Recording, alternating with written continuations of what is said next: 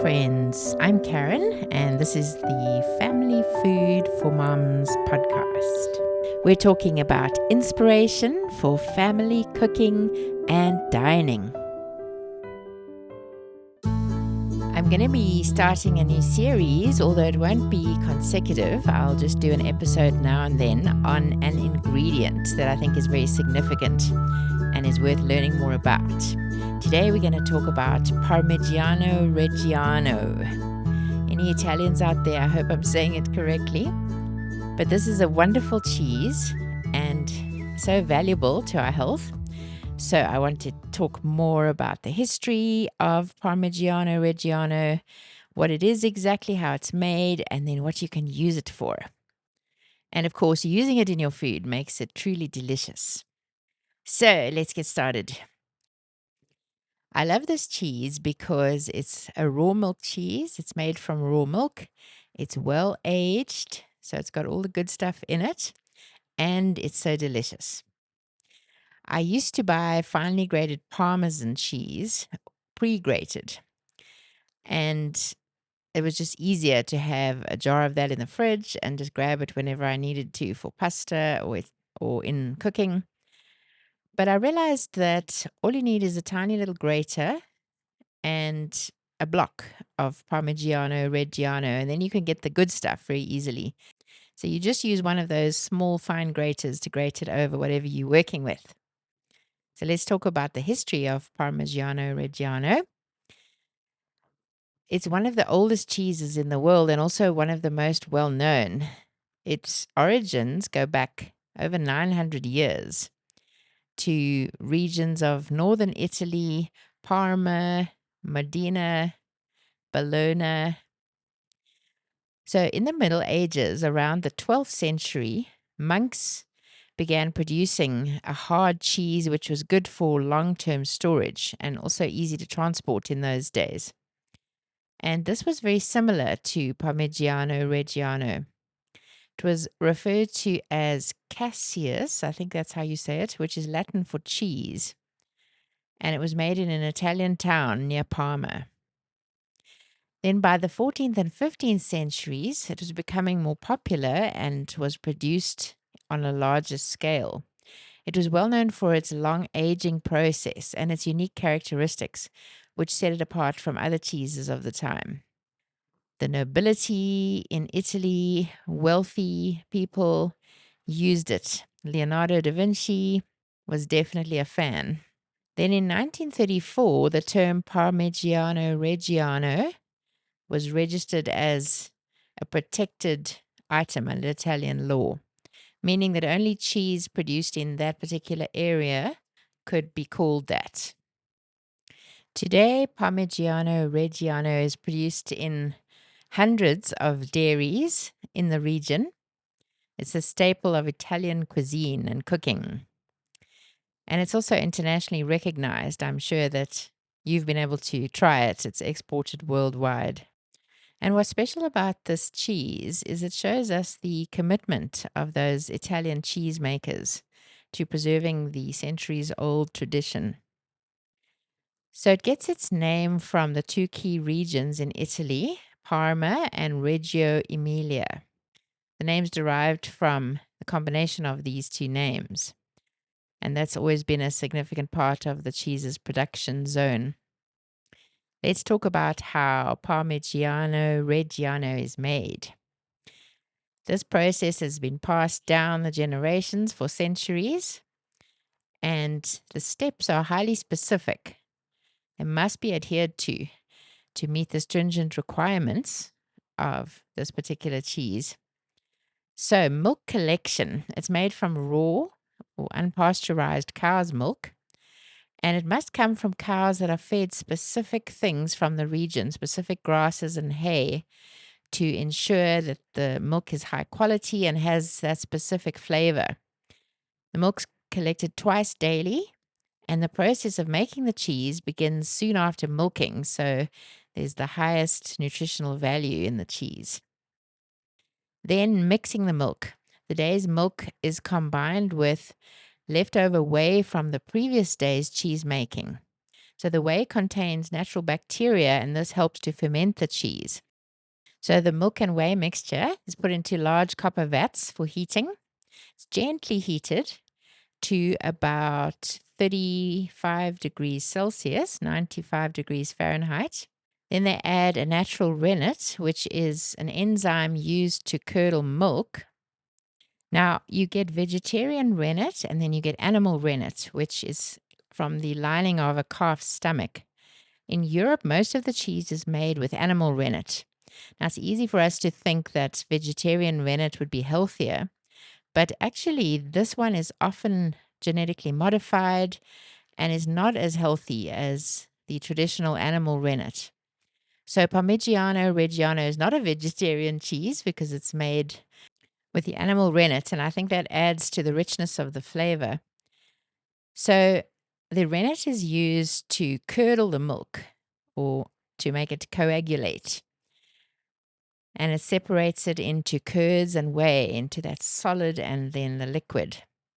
And then you cut the curds. I've done cheese making a couple of times, and it's so satisfying. You get this amazing block of curds and you slice it with the knife. And it's very soft, almost like tofu.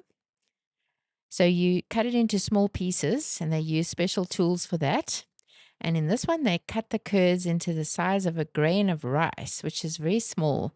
When you do cheese making at home, you cut them into 1/2-inch blocks.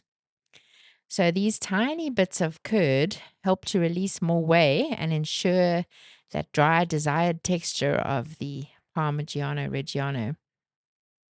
Then after cutting the curds, they're gently heated to about 55 degrees Celsius, 131 Fahrenheit. And during this phase, the curds shrink even further and release more whey. And they're stirred all the time to ensure they don't clump together and that they cook evenly. Then after cooking, they're left to settle and the whey is drained off. And what remains is that thick mass of curds that will form the actual cheese. And then they take the whey and they keep it for use the following day to combine with the milk, or they use it in other dairy products and as animal feed. The curds are then placed into a mold, a cheese mold where it's pressed. So the slow pressing process is like a heavy weight on the cheese, compressing the curds into a shape, and it helps to get rid of any remaining whey. So it's pressed for several hours, and then when it's ready, it's removed from the mold and put into a brine bath, a salt water bath. This helps to give it flavor. So when these wheels of cheese are submerged in the salt bath or brine, they stay there for about 20 days or 25 days, and the salt is slowly absorbed into the cheese, helping to preserve the cheese and to enhance its flavor. The salt also helps to control the moisture level and the texture of the cheese. So they then put the cheese into aging rooms where it can sit and mature for a minimum of a year, so 12 months. And somehow during this aging process, the cheese undergoes changes, biochemical changes, it calls it. And that's when it develops that distinct flavor and texture. And it's regularly turned and checked that it's good quality and that everything is good with it. So it becomes firmer. It develops a more nutty or savory flavor, a more complex flavor.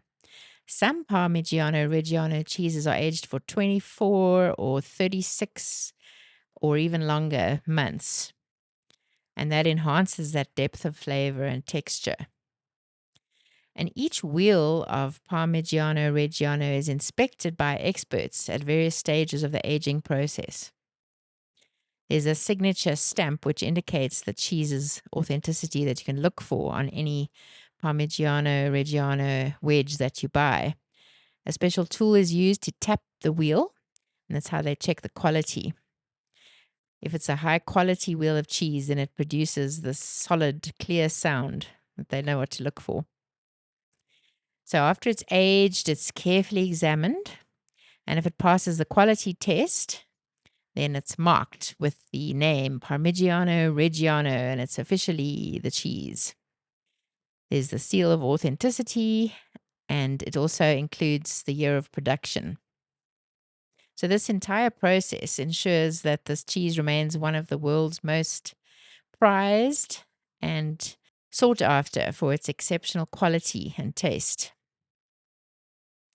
Parmigiano Reggiano is often considered a healthy cheese. You'll find people who hardly eat cheese choose that one for its quality and its nutrient profile. So it's high in protein. It's an excellent source of protein. And if you have a 1 ounce, 28-gram serving of Parmigiano Reggiano, you'll get about 8 grams of protein. It's rich in calcium. It's got beneficial fat. It's low in lactose, rich in vitamins and minerals. It's got good probiotic content. It's low in carbohydrates, and it helps you feel satisfied. So it's a great cheese. I'm sure you've used it over pasta. Let's talk about some things that you can use it for. So it melts well, and it's nice to add to a cheese sauce for a little bit of a deeper flavor. It's great to grate over your pasta, over the bolognese or over pesto pasta, whatever you're using. Just grate some of it on at the end for a delicious flavor. If you have ravioli with a sauce over it, it's great to add on top. It's amazing in risotto, stirring it in just before serving. It adds a creaminess and enhances the flavor of the rice. You can use it as a topping for your soup, broccoli soup, cauliflower soup, or your stews. It's amazing on the top. You can use it in salads. Often in restaurants, they'll put slices of Parmigiano Reggiano on top of the salad. Can go well in sandwiches. It complements other cheeses and meats or prosciutto. You can use it in sauces, as I mentioned. If you're making a sauce, a cheese sauce, or a cheese sandwich, a grilled sandwich, or a pizza, often these things will taste even better with a combination of cheeses. So choose something like cheddar plus Parmigiano Reggiano for your cheese sauce, or a combination of mozzarella and other cheeses with some Parmigiano Reggiano in your grilled cheese or on your pizza. It can be used in baked dishes like casseroles or potato gratin. You can use it on a cheese board. Best way is usually sliced thinly, so it's not too overwhelming because it's a good strong cheese. It's great to use in pesto instead of Parmesan. Use the real thing. It's really amazing in basil pesto. On pizza, you can add a little different flavor, like a 4-cheese pizza, just as a simple snack with some olives or some dried fruit. And then in cheese dips or spreads, and grilled cheese sandwiches as well as ordinary sandwiches. And last idea is part of a homemade dip or stuffing for meat. It's so great at adding that nutty, rich flavor. So Parmigiano Reggiano is extremely versatile and extremely delicious, adds that depth of flavor and that richness, and you definitely shouldn't be without it in your kitchen. I'm starting to use it more and more. At the beginning, I just forgot about it in the fridge, but now it's ready to grate or break or crumble or slice to use in many different ways. So I hope you're inspired to use some more Parmigiano Reggiano. Have a lovely week, and I'll see you next time.